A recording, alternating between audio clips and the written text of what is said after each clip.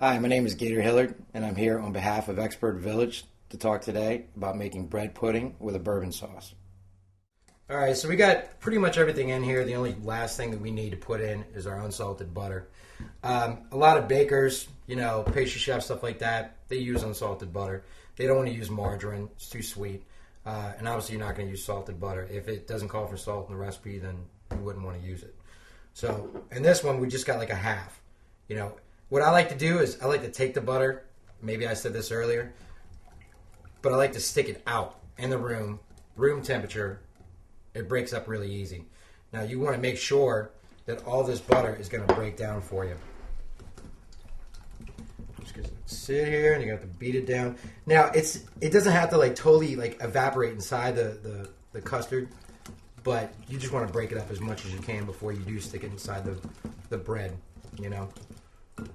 Just knock out some of these big lumps.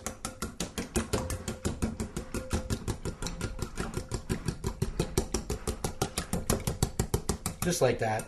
I mean, that'll basically work. If you got an extra minute, just keep on trying to work with it, And this is going to be like the last step of all your ingredients before you do stick it in your bread pudding.